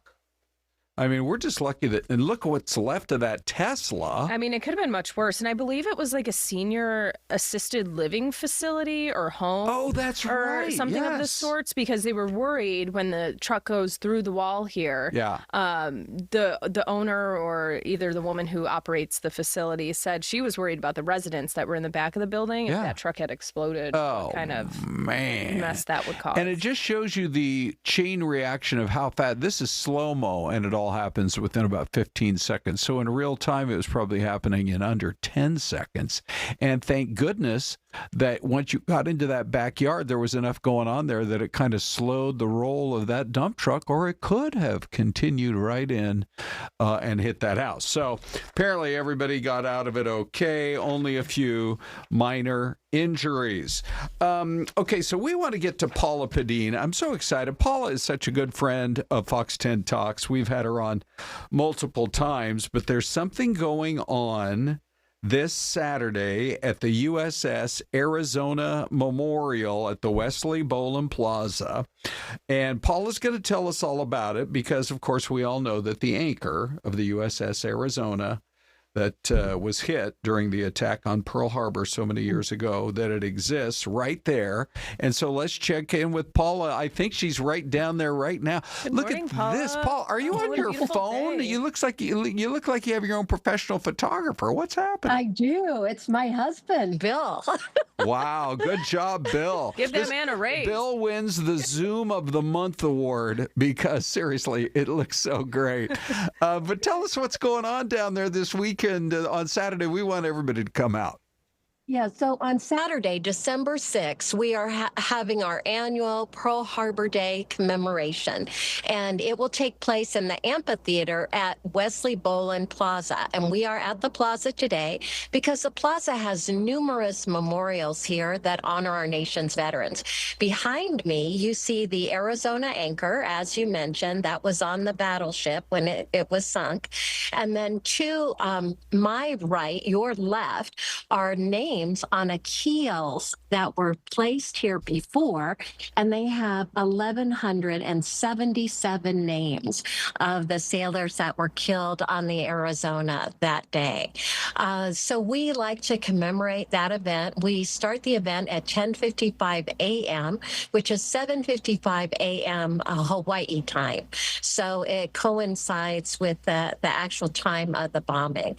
And we have a lot of wonderful speakers that are coming out. We have our keynote speaker, a U.S. Navy veteran that actually helped save one of the USS Arizona minis that they mocked up for the movie Tora, Tora, Tora, which many say is the best description of the accurate presentations because it shows both sides, what the U.S. was thinking before the attack was happening and what the Japanese were plotting to conduct the attack. So I think it's going to be a beautiful ceremony for everyone and a lovely piece of history to come on out and remember. Yeah. Someday I've got to look into this. I'm not sure if you know either, but there's got to be a great backstory on who it was here in Arizona that actually helped to make sure that that anchor, because the ship had two anchors, and one is there in Hawaii, and then the other one is here in Arizona. But somebody went above and beyond to make sure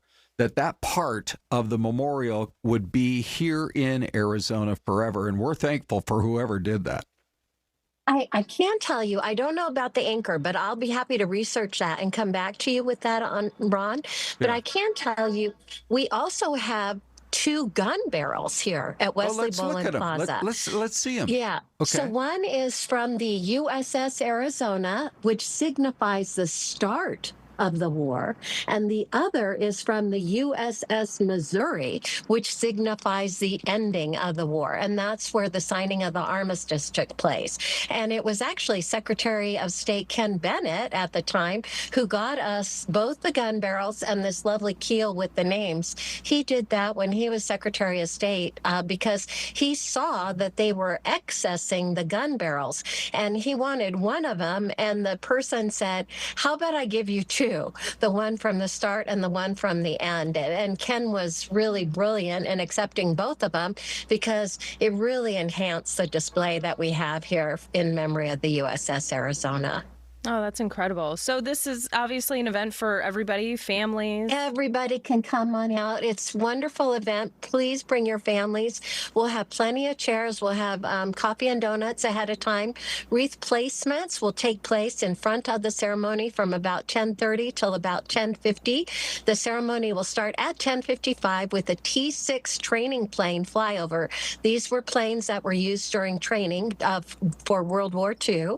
And then we'll have, as I mentioned, the speaker, and we have a wonderful choral group. It's called the Anthem Musical Outreach Group, and they sing all of the military songs a cappella. They sing the first two verses of each. Even I, being in the Navy, don't know the second verse of the Navy service song. And they just do a beautiful job. So it's really kind of an engaging and touching tribute. We will have the USS Arizona Mini, as we mentioned, so people can come up and actually see the ship, how it was designed, where the gun barrels were. You know, the people, Wanda Sartain, the keynote speaker, and Bill Simon both know a lot of history about where the Arizona was hit.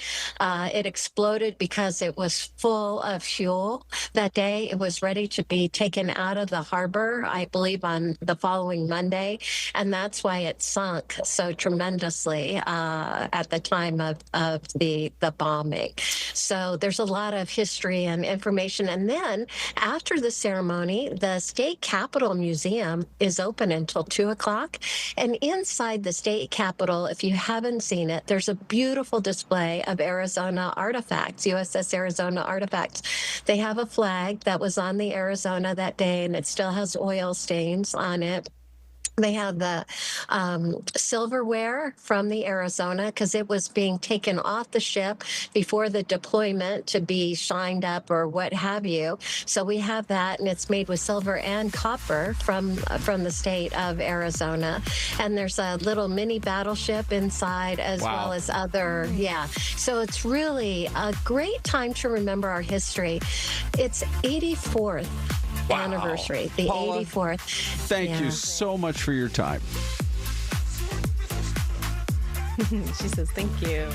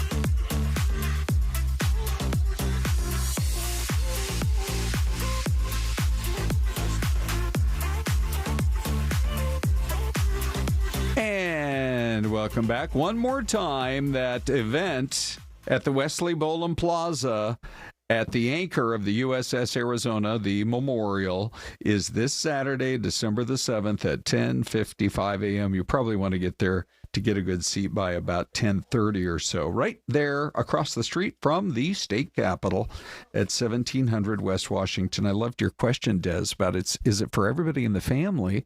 Because, you know, by the time the kids get school age, if they can learn a little bit about our history in a way that really connects with them, like to walk right up and see the anchor that's sitting there, I mean, that's something they'll remember for a very long time. So, oh, absolutely. Love that you brought that up. All right, let's see if anybody, by the time we got to the break, we barely got the camera in, but I see Louie. Good old Louie out there in Pima. He's watching, and he's thinking it's somewhere in Illinois. I think that's a really good guess. I mean, let's face it. We've probably all been to Chicago. Right. I drove through Peoria. I went to Springfield, the land of Lincoln. But there are plenty of kind of smaller-sized towns that I've never been. I think I'm going to go with Louie and go Illinois. Illinois? Linda thinks it might be Kansas. Yes? Oh, no, her son says Kansas. She says Missouri. Linda, you remind us your son's name, because today she said she had 3 guessers. So it's got to be Linda and her hubby and their son, too. Okay, Jenna thinking it might be Indiana. Little philosophy, Ohio. Okay. Melinda, she's being funny. A little coy. What, is she Arizona. thinking it's Tucson? Right. But I guess it could be, all right. Could be up north. Okay. So anyway, I'm going to go Illinois, and you're going to go... I'll go with Linda, Missouri. All right. Sounds Here good. comes the answer. Oh, it's Danville, Illinois. It is Illinois. It is. All right. Well, very nice guessing, Louie. We appreciate you, buddy. There's one last look. Danville, Illinois. I got a buddy who lives in a town called Danville, California. But they don't have any snow over there, that's for sure. Anyhow, we welcome you back to more of Fox 10 Talks. We have several more stories that we want to talk about this morning, and one of them that just really, I think, is pretty shocking and is a mystery that at some point we think we might get some answers for. But, Des, it has to do with this missing football coach. Now, as you know, we're right toward the end of the football season. And here is right from Virginia State Police. This is the photo of Travis Turner. He's in his 40s, and he's gone missing. And now his family's come forward to say they haven't seen him for days. And the last they saw, he was walking into the woods with a gun. Yeah, this story is just, I mean, it's a headline that definitely caught my attention. So he's a high school football coach. This team in Virginia is having an incredible season. They're undefeated, right? And then he just vanishes. Nobody can get a hold of him. His wife reported him missing after watching. They must live near a wooded area. So he one day just walked into the woods with a gun. But she said initially it wasn't all that strange. Because he had done that, maybe to go hunting or something. I mean, who knows if he has, a target practice set up out there or whatever. Well, there was a warrant out for him. Yeah. Well, not at the time he went missing. So he goes missing. She doesn't think anything of it.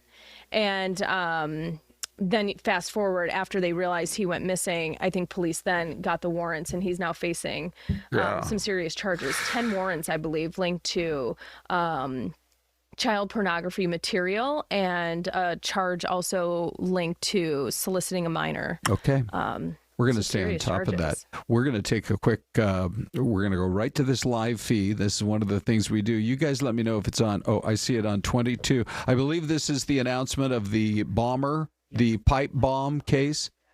All right. Details just coming in. Here we go. I'd like to thank Judge Pirro. Judge, your team and you are absolutely amazing. You're the type of prosecutors and U.S. attorney, that all of the investigators across the country want to work with. They're hard-nosed and they're aggressive, and thank you for that. I'd also like to thank the American public for providing tips and leads, not just on this case, but every day on cases across the country that are being solved by law enforcement. And finally, I want to commend all of the members of the Washington field office, and most specifically, the investigative team. Their diligence and persistence led to this arrest today, and they are absolutely, totally dedicated not only to this case, but every case they work. So thank you, Washington field office. Last, I will say our work is not done. The FBI will continue to pursue every lead and use every resource that we have to ensure that the D.C. pipe bomber is brought to justice. Thank you. You keep hearing the words partnership and team, and that's what we are. And we could not do this without our U.S. Attorney, Jeanine Pirro. Jeanine, from day one, has worked tirelessly for our country and for our nation's capital. It's my honor to introduce my friend, U.S. Attorney Jeanine Pirro. Thank you very much, Attorney General. And you have been listening to a lot of thank yous and a lot of gratitude. The reason that we're thanking each other to the extent that we are today is because we have seen in this case an incredible collaboration around the clock, in the middle of the night. It doesn't matter. We call each other, we make contact, they need a warrant, they need something, someone wants legal advice. These are the men and women who never give it up. You hear about government employees, but I don't know if you really realize what it is that they do. They are incredible, and this case is big. 4 years, 10 months, and 28 days ago, an individual placed a bomb in the vicinity of both the RNC and the DNC. And for that amount of time, that individual evaded accountability. Today, as a result of the cumulative efforts of the men and women in the FBI and the police department and the Department of Justice, we are finally able to make an arrest of an individual by the name of Brian Cole. As the Attorney General has indicated, he is arrested for transporting an explosive device in interstate commerce, as well as the attempted malicious destruction by means of explosive materials. You know, folks, this case involved millions of pieces of data. And it is a huge win because it was like finding a needle in a haystack. So much of this evidence was very specific, but a lot of it was also very general. For example, there were 233,000 black end caps of the type that were used in this case. I want you to think about the fact that the FBI had to go through the sale of every one of them to try to find commonality with an individual, along with the purchase of the pipe itself, the cap ends, the wires, the steel, and the 9-volt batteries. Every one of those had to be mined and remined to the point where we were able to then connect. And make no mistake, it was this administration, it was this president who made the decision that we were going to use all of our efforts to get it done, and get it done they did. Finally, let me say this. Today begins the formal process of accountability, where this defendant will begin his journey through the criminal justice system. And I pledge to you that the United States Attorney's Office will take this case across the finish line. Again, thank you to the incredible work of the FBI, to the Attorney General, and to our local partners as well. This is a job that I think was well done. Thank you. President Trump's directive to all of us was to not only make America safe again, but D.C., and to make it safe and beautiful. We could not have done that without our partnership with Mayor Bowser and Chief Smith. It is my honor to introduce Metropolitan Police Department Chief Smith. Good afternoon, and thank you, everyone. I am Chief Pamela Smith, Chief of Police of the Metropolitan Police Department. Thank you, Attorney General Bondi, U.S. Attorney Jeanine Pirro, and FBI Director Patel for having me here today. For nearly 5 years, the agencies standing here today have worked together under the leadership of the FBI to locate our suspect who is responsible for the 2 pipe bombs that were placed around our city. MPD members assigned to the FBI's Joint Terrorism Task Force have supported this case from the beginning. That supports include looking, reviewing, and going through countless, probably thousands of hours of CCTV footage from around the DNC and RNC headquarters, and they followed up on hundreds and thousands of leads from members of our communities. What I will say today is that Washingtonians can rest easier today knowing that the suspect responsible for this act is now in custody. This morning's arrest is yet another reminder that committing any act with the intention of harming the residents and visitors of the District of Columbia will result in your arrest. The men and women of the Metropolitan Police Department, the FBI, the ATF, the U.S. Capitol Police, and certainly the prosecutors at our U.S. Attorney's Office will go to the furthest length. I heard somebody say to the end of the earth, but thank God we didn't have to go to the end of the earth today, that we were able to bring this subject into custody. I want to commend the men and women of the FBI and the members of the Metropolitan Police Department and all of the agencies who are standing behind me today on a job well done. I will turn it over now to Attorney General Bondi. We're going to take some questions. Just remember, as I said in the beginning, this is ongoing. It's very active. The search warrants are still being executed. Many charges potentially to come. So just keep that in mind when asking your questions. Jake, Fox News.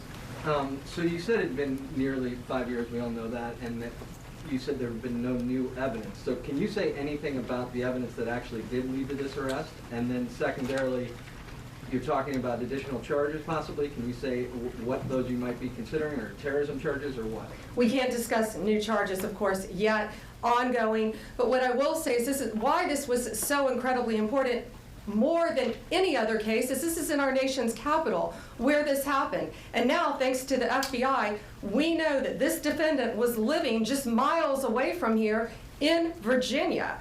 So as to the evidence in the case, I'm going to let Director Patel take that, but it's still very active and very ongoing. Thank you, General. And as I stated earlier, and as the General has already reiterated, our job is to provide full accountability in the court of law with Judge Pirro's team. And in order to do that, we have to preserve the chain of custody and evidentiary. We'll keep monitoring as the day goes on for new developments. Thanks for watching. Des, see you tomorrow. Yes, we'll see you tomorrow. Cell phone data that has to be ingested and triangulated and dumped and received. You also have